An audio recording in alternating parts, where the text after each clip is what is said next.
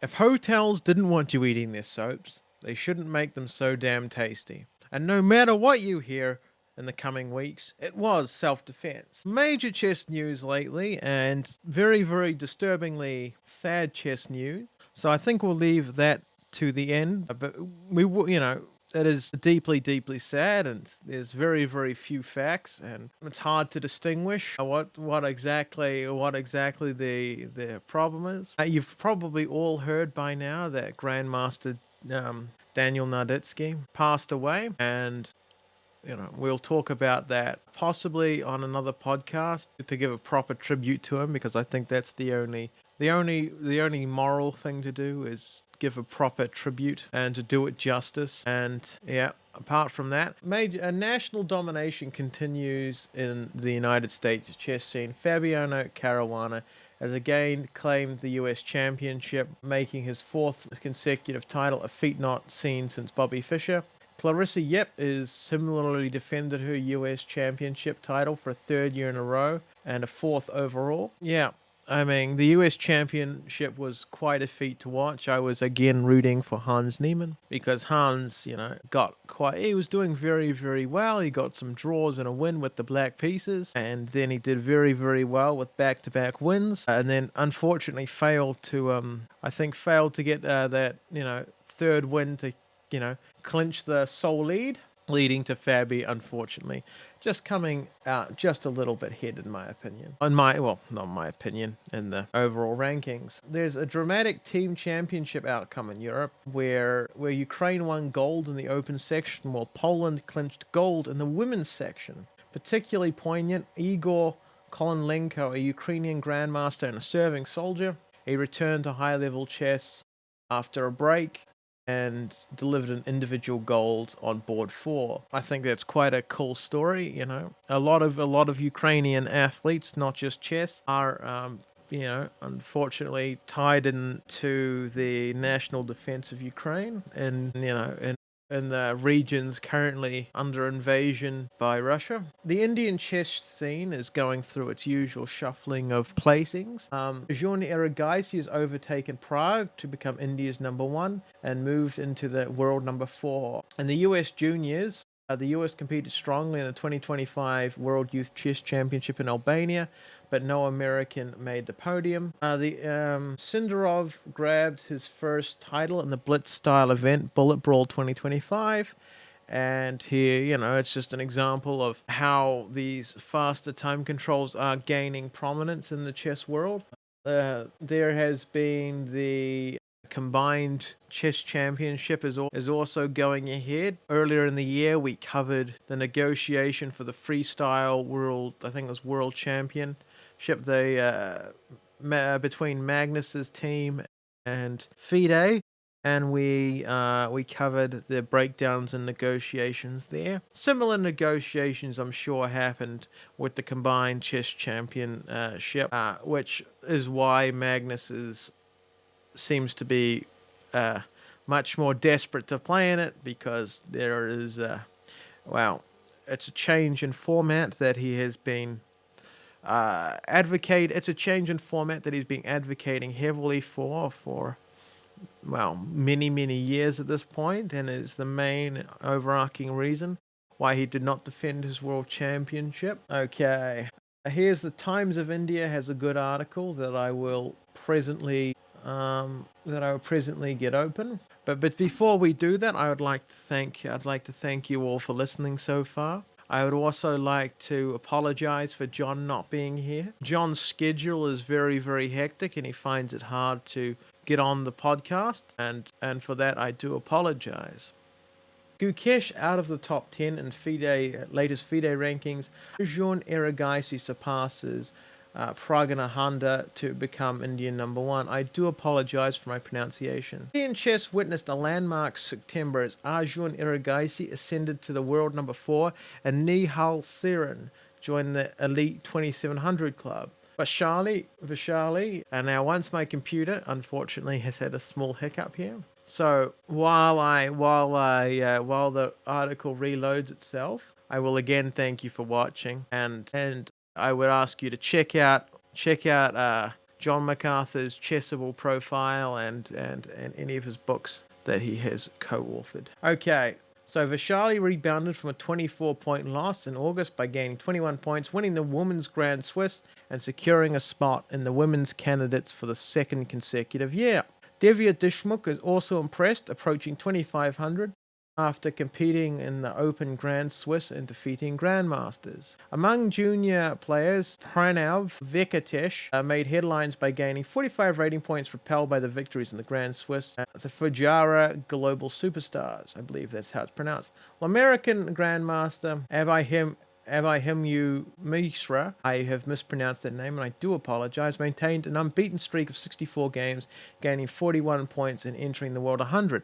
Also, it is important to note that Hans Niemann had a great win against Mishra in a very, very classy way. He showed great in-game technique to come from what was essentially a very, very drawn position. And he did very, very well to scrape a win out of that. The 11-year-old Faustino Oro matched Pranav's gain, entering the top 50 after dominating the Legends and Prodigies event in Madrid. So we've got a lot of shuffling in the Indian chess scene, and it's very, very interesting to figure out who, in fact, is going to cast a difference between them and the rest of the other prodigies, because I actually seriously believe that is one of the blessings of our time, is that we're going to have an absolute wealth of world-class prodigies. Now, whether or not these prodigies can go the distance is the question, and who can be a different who can have zero weaknesses, and take a very Magnus-like domination over their peers. That'll be hard. So the chess.com article that I'm about to read gives the barest overview of the tragic passing of Daniel Naroditsky. And the thing that I personally love about Daniel Naroditsky, and I myself was not his biggest watcher on his YouTube, for one doesn't have all the time in the world, unfortunately. But the thing that I respected about Daniel Naroditsky, whereas other people respect other things, is that no matter what was going on, he seemed to be a somewhat classy individual. Back in the day, there was some controversies with Hikaru and stuff like that, and the level of class that Naroditsky handled such things with was very, very good. You could almost assume that if Naroditsky was on one side of a problem, that he was probably in the right. And that's my opinion, that he was a seriously reasonable individual, and very rarely provoked out of the ordinary. And so what I'm trying to say is that he was almost a moral clock. You could set your time by very, very, very reasonable beliefs on anything in the chess world. He was a very much one of the moral rocks of the chess commentary community. GM Daniel Naroditsky, the popular US grandmaster, commentator, creator, educator, and author, unexpectedly passed away on Sunday at the age of 29. The news has sent shockwaves around the chess community, which is grieving the loss of one of its most beloved and influential voices. The devastating news was first shared by Naroditsky's club, the Charlotte Chess Center, on Monday, and confirmed by chess.com with multiple sources. The Charlotte Chess Club's tweet goes as follows: "The Naroditsky family shares the sad news of Daniel's unexpected passing. Daniel was a talented chess player, educated, and beloved member of the chess community. We ask for privacy as the family grieves." And I think that's only reasonable. In fact, very few details, I believe, have come to light, and I believe that to be a reasonable thing. That if that's to change, that it only happens with time to reflect. The sad thing is about this, it's such a young person, such a very, very kind person. Another tribute from came from GM Petuleko, who also commented with Naroditsky on a number of broadcasts. I am in total shock and feeling completely empty. And there are many other people go down very similar roads in saying that he was an amazingly humble person with all the accolades that come from such a kind person. We're going to go down the article a little bit more here. Of course, they are honoring some of his best games, but I think it's more important to honor him as a person, to be honest. So many people have drawn conclusions that Daniel Naroditsky's death had some relation to Vladimir Kramnik's consistent and constant, essentially defaming and constantly accusing Naroditsky of cheating. And for the most part, Mr. Naroditsky seemed very much stick to the point that one should barely respond to such accusations. But when he did respond, as completely as is right, he did it with reasonable class, despite the overwhelming stupidity of the attack. And you could see that it had some effect on Danya, at least outwardly, in some of his last streams on Twitch. It was, one should not draw conclusions without things being confirmed. But I think even if the two things are unrelated, Kramnik has a lot to answer for. Now, there's some people online, including AKA Nemsko, best shown in this tweet that I will now read, have drawn the conclusion that Kramnik should be punished by having his many acolytes. His accolades in the history of FIDE somehow removed and his many accomplishments erased from the history books, essentially. And I don't think that's a good response to such things. I think it best to not diminish in any way the attacks that Vladimir has put against Naroditsky in the past.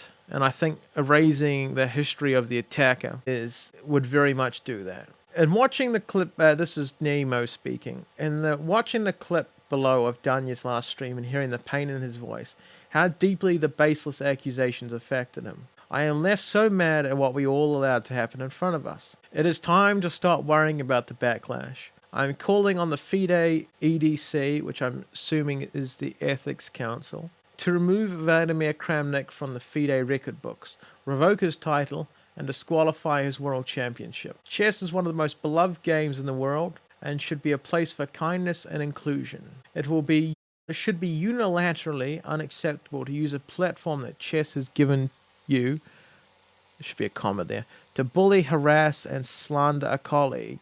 What Kramnik has done to Neva Navarra, Hikaru, and Danya and others cannot be tolerated. It is up to our community and the governing body to set an example that this type of behavior will have consequences. Make it known loud and clear that chess stands against these hateful acts. If you do them intentionally and maliciously, there will be no place for you in our game. FIDE and its Ethics Council must establish clear policies moving forward around the safety of its players both in person and digitally. The events leading up to this tragedy happened in broad daylight over the last 18 months. They could have been stopped. Nothing like this can ever be allowed to happen again. And I agree with Nemo that they are horrible. They should have been stopped in some way. But I can almost guarantee that if Vladimir Kramnik is this devoid of, honest criticism, self-criticism, then I don't believe for a single second revoking his title, nor revoking his past world championship wins would do that. From what it seems, he is a very deeply entrenched and bitter man. But that's I was about to say that's okay, but it's not, really. So I do disagree with Nemo in the fact that we should not erase history in order to change the outlook on current events, because it's not really a moral slope, it's more of a moral cliff. There are many people that you could pin similar things on. For instance, any chess player who played chess in Germany from 19 something to 1945, you could probably take away their accolades too under similar reasoning. I mean, Bobby Fischer has said very nasty things of a similar caliber to about many different people, and I don't think it would be right to argue that his world championship would be removed and he'd be removed from the history books. One, I've got two reasons for believing this. For all the associated reasons, I don't believe we should remove history. There's many moral reasons why you should not do that. And then there is the practical reasons. I don't believe it would work. I think it would only deeply entrench, and I think it would peoples whose behavior is this despicable. I also believe that it would give them a legitimate. It would give people somewhat legitimate reasons for agreeing with them, because all Kramnik would have to say is the chess mafia are trying to silence me. And largely, I think Vladimir Kramnik is absolutely in the minority, in the vast minority. Now, it is important to note that just because someone is wrong, they are clearly wrong, and everyone believes they are clearly wrong. That does not mean that the accusations of a few people don't hurt. They clearly do. So I think there needs to be a more practical line drawn on helping people defend their innocence in a way that is less destructive to their mental health. But in the past, I have been somewhat dismissive of the effect that Kramnik has had. My opinion largely was he was a slightly less than harmless, essentially raving lunatic. And I myself did think of him more as an unhelpful sideshow in the world of chess. And if Danya's and Mr. Naroditsky's death is even slightly linked with it, I think that, I think it's slightly stupid. It was slightly stupid of me to underestimate just how terrible the actions of Vladimir Kramnik were. So it's with this that I say we will remember Danya's greatest moments with John MacArthur next episode. We will also go over any new information or as it comes out, and we will try and do this in the most respectful way that is humanly possible at such a terrible and sensitive time. So, ladies and gentlemen, it's been an absolute pleasure talking to you. It has not been an absolute pleasure talking about the death of someone so loved and respected. But I wish you have a great day, and may God keep you and bless you.